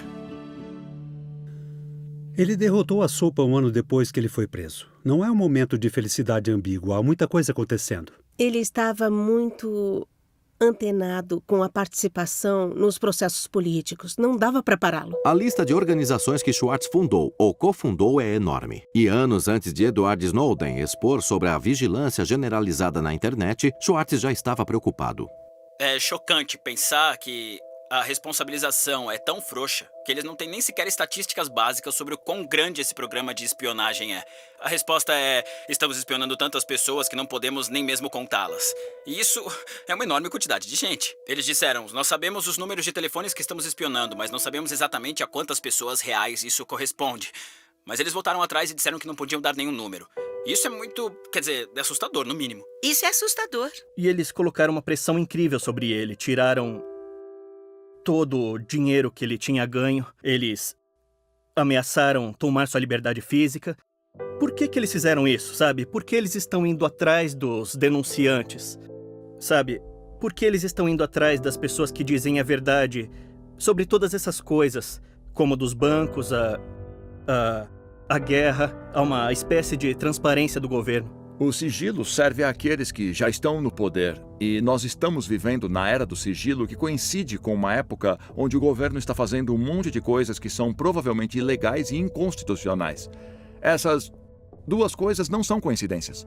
É muito claro que essa tecnologia foi desenvolvida não por pequenos países no exterior, mas bem aqui, para o uso nos Estados Unidos, pelo nosso governo. O problema com o programa de espionagem é que ele é tão longo e com lenta expansão que remota desde a administração Nixon. Obviamente ficou grande depois de 11 de setembro com George Bush e Obama continuou a expandi-lo. E os problemas têm lentamente crescido e se tornado piores, mas nunca houve um momento em que você pudesse dizer: tudo bem, precisamos galvanizar a oposição hoje, porque hoje isso importa. O processo, na minha estimativa, de Aaron Swartz foi uma forma de enviar uma mensagem para um grupo de pessoas que a administração de Obama vê como politicamente ameaçadora. E que são, essencialmente, os hackers, a comunidade ativista pela informação e pela democracia. E a mensagem que a administração de Obama queria enviar para esta comunidade em particular foi, na minha opinião: nós sabemos que vocês têm a capacidade de criar problemas para a ordem estabelecida, e é por isso que nós vamos fazer de Aaron Swartz um exemplo, para fazer com que o máximo de pessoas não criem nenhum problema.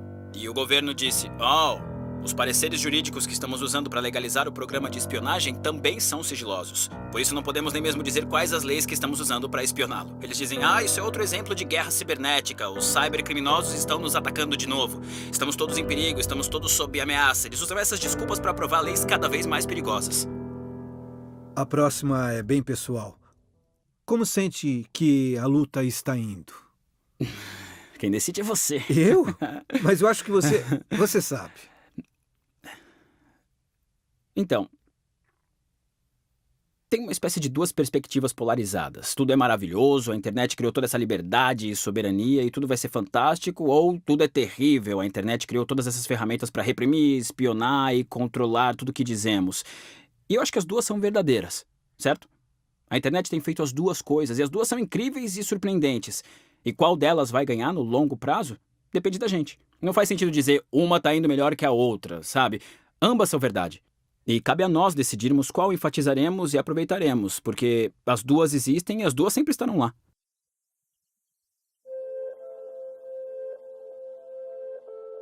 Em 12 de setembro de 2012, os promotores federais adicionaram uma nova acusação contra Schwartz, adicionando fraude eletrônica, acesso não autorizado a computadores e fraude de computadores. Agora, em vez de 4 crimes, Schwartz estava enfrentando 13.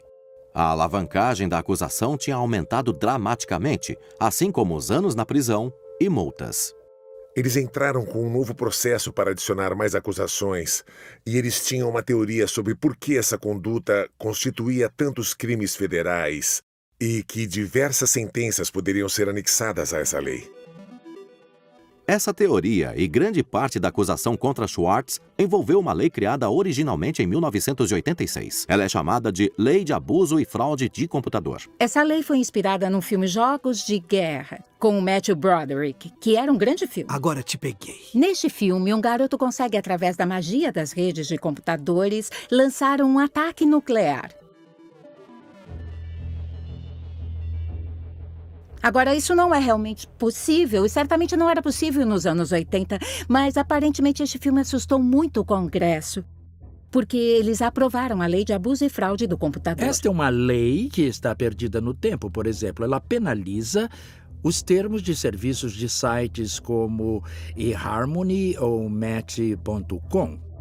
Pois se alguém que inflar alguma de suas próprias características pessoais, de repente depende da jurisdição e da promotoria, ela pode arranjar uma série de problemas. Nós todos sabemos o que são os termos de uso. A maioria das pessoas não os leem, mas não cumprir com seus termos poderia significar que você está cometendo um crime. Os termos de serviço dos sites costumam dizer coisas como seja legal com os outros ou não faça nada que seja impróprio. A ideia de que o direito penal não tem nada a dizer sobre esses tipos de violações é o que deixa a maioria das pessoas irritadas.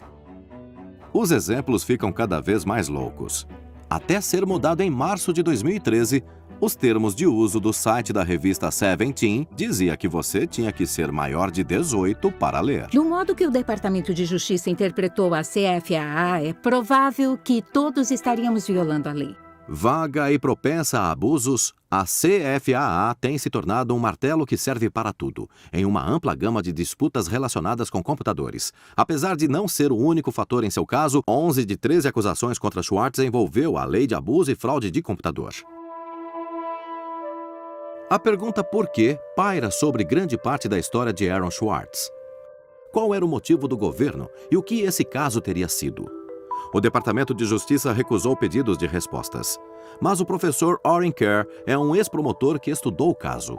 Acho que eu entendo esse caso de um jeito diferente por uma série de razões. Eu fui promotor federal no Departamento de Justiça por 3 anos antes de começar a ensinar. O governo veio para frente com uma acusação com base nos crimes que eles pensaram que foram cometidos somente com assunto puramente de advogados, olhando para os precedentes, para as estátuas, para a história, olhando para os casos que estão lá fora até agora. Eu acho que isso foi uma acusação injusta com base nisso. Você pode discutir se eles deveriam ter acusado nesse caso. Haviam desacordos. Algumas pessoas estão do lado do acesso aberto, algumas pessoas não.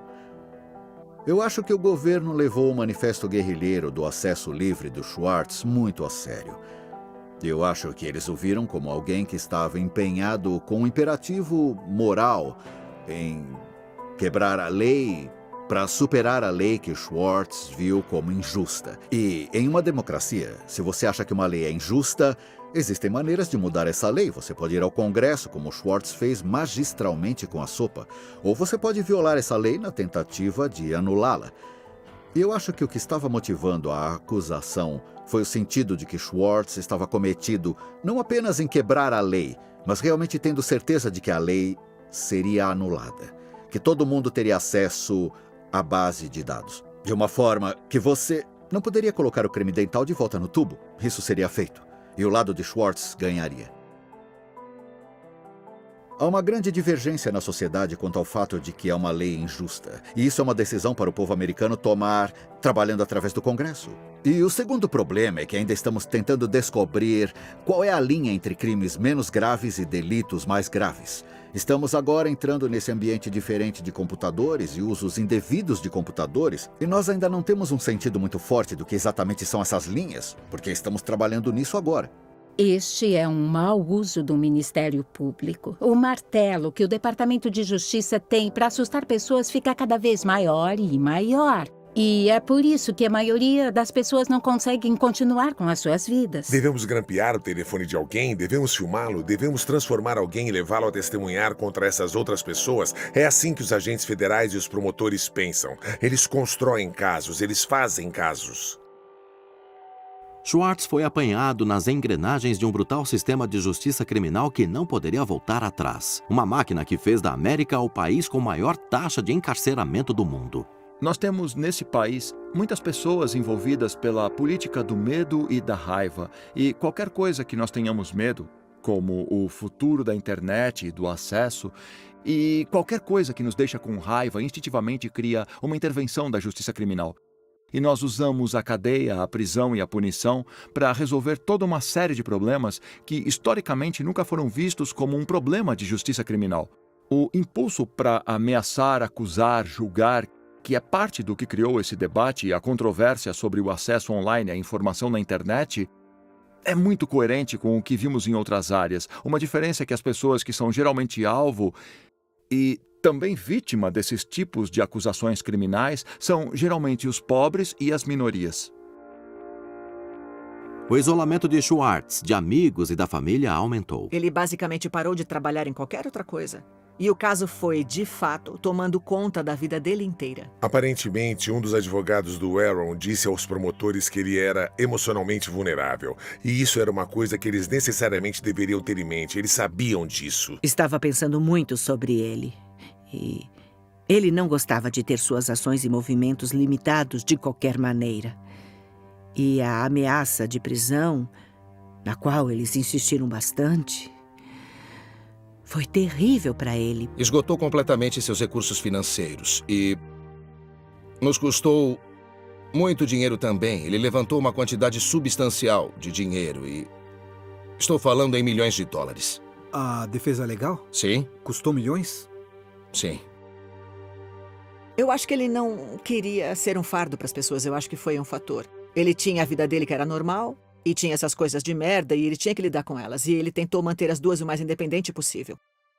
Mas elas estavam começando a se misturar e tudo estava se tornando uma merda. Schwartz enfrentou uma escolha difícil que só foi ficando mais difícil: admitir a culpa e seguir em frente com a sua vida ou lutar contra um sistema falido. Com o seu caso legal, a resposta foi simples. Ele rejeita o acordo judicial final e uma data para o julgamento foi definida. O Aaron estava decidido que ele não queria ceder nem aceitar algo que ele não acreditava que era justo. Mas ele estava com medo.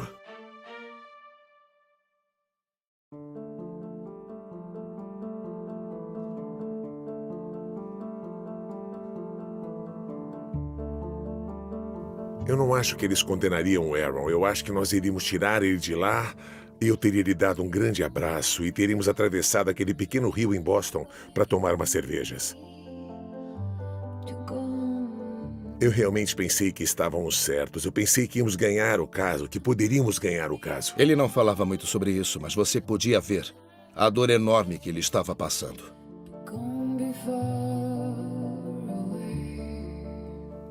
O Aaron nunca teve mudanças de humor na infância, ou passou por algum episódio de depressão, ou qualquer coisa que eu descreveria como uma depressão grave. E é possível que ele tivesse deprimido, as pessoas ficam deprimidas.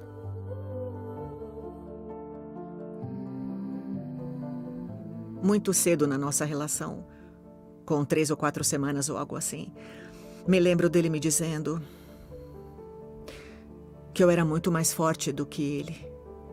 Ele era frágil em muitos aspectos. As coisas eram mais difíceis para ele do que para outras pessoas. Isso era parte do seu brilho também. Eu acho que provavelmente ele teve algo como uma depressão clínica com uns 20 anos.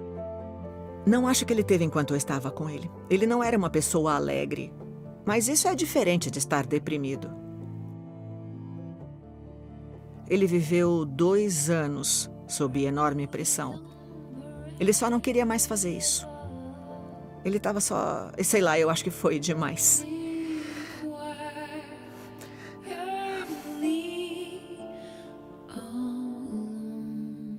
Eu recebi um telefonema à tarde da noite e eu sabia que tinha alguma coisa errada. Então eu finalmente me dei conta do que tinha acontecido.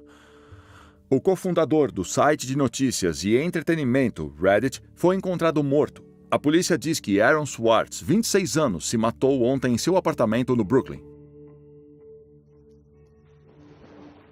Eu apenas pensei que nós perdemos uma das maiores mentes criativas da nossa geração. Era como se o mundo inteiro tivesse desmoronado naquele momento. E...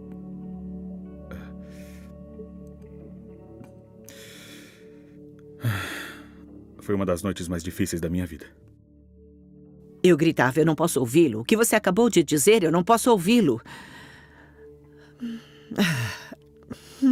Não dá, já chega. Tá bom.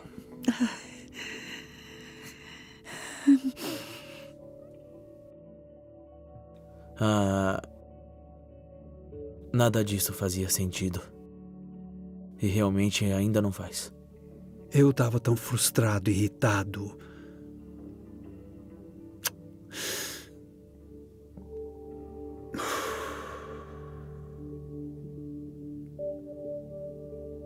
Você sabe, eu tentei explicar para os meus filhos.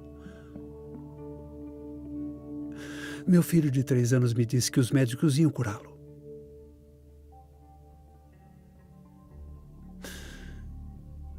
Eu conheço muitas pessoas que já morreram, mas eu nunca perdi ninguém assim. Porque todo mundo sente, eu também, que poderíamos ter feito muito mais por ele. Eu só não sabia que ele estava lá. Eu não sabia que ele estava sofrendo tanto. Ele era parte de mim. E eu só queria que não fosse real. E aí...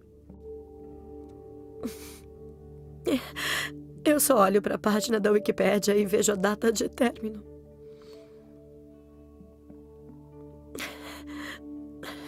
– 11/1/2013.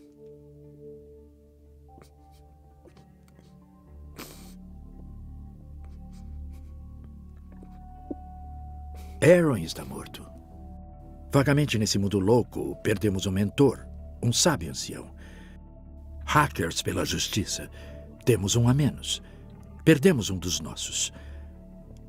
Zelosos, cuidadores, ouvintes, alimentadores, todos os pais. Perdemos um filho. Temos que chorar.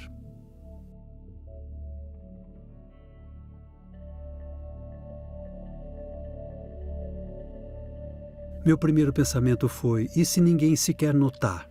Não estava claro para mim o quanto ele era saliente.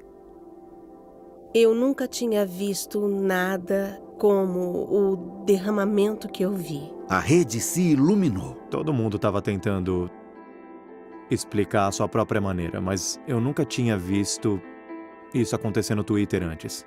As pessoas visivelmente estavam sofrendo online. Ele era um menino da internet. E o mundo todo o matou.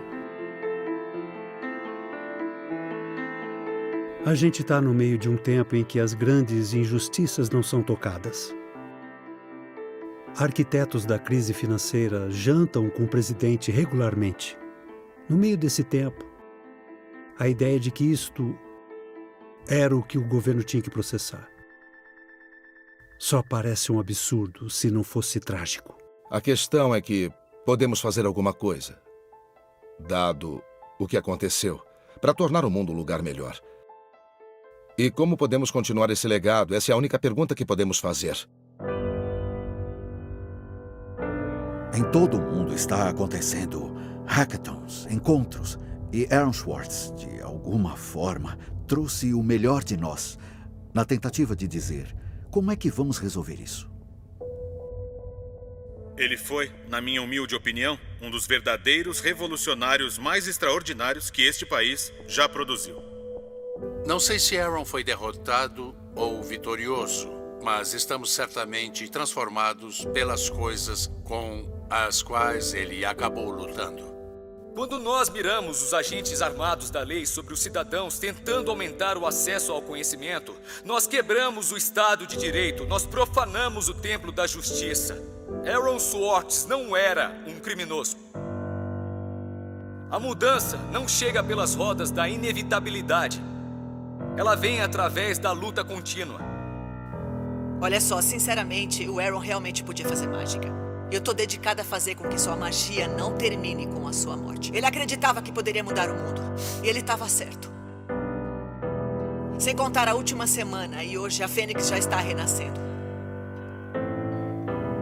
Desde a morte de Schwartz, Zoe Lofgren e o senador Ron Wyden apresentaram uma legislação que reformaria a lei de abuso e fraude de computador, a lei antiga que se formou a maioria das acusações contra Schwartz. Ela é chamada Lei do Aaron. O Aaron sempre acreditou que você deve se perguntar qual é a coisa mais importante que poderia estar fazendo no mundo agora. E se ainda não começou, por que não começa?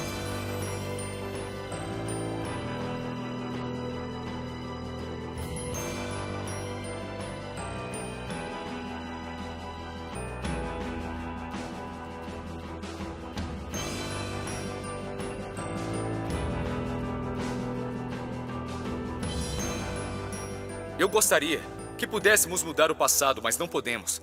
Mas nós podemos e devemos mudar o futuro. Devemos fazê-lo pelo Aaron. Devemos fazê-lo por nós mesmos. Devemos fazê-lo para tornar o nosso mundo um lugar melhor, um lugar mais humano. Um lugar onde a justiça funcione e o acesso ao conhecimento se torna um direito humano. Havia um garoto em meados de fevereiro que era de Baltimore e tinha 14 anos.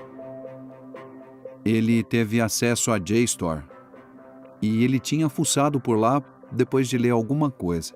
E ele descobriu uma maneira de fazer testes iniciais de câncer de pâncreas.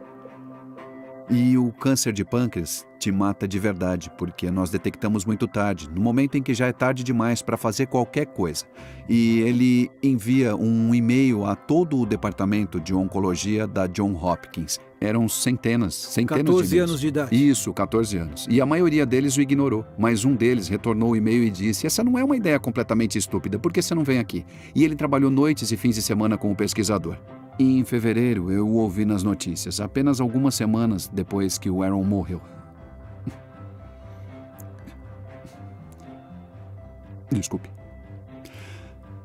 E ele disse que o motivo de estar nas notícias é porque eles tinham feito isso. Eles estavam enviando testes iniciais para câncer pancreático que iam salvar vidas. E ele disse: é por isso que o que o Aaron fez foi tão importante. Porque você nunca sabe, né? Essa verdade do universo não é apenas uma coisa que os decisores políticos usam para decidir qual o limite de velocidade. É mais de onde vêm as coisas que vão impedir que o seu filho definitivamente morra de câncer de pâncreas. E sem o acesso, a pessoa que pode chegar com a coisa que tem o seu número nela nunca pode achar essa resposta. Ele dormiu tão bem. Ele não caiu e sonhou que estava viajando bem longe numa nave espacial. Muito bem, Aaron. Muito bom. Tá bom. Agora é hora de brincar. É!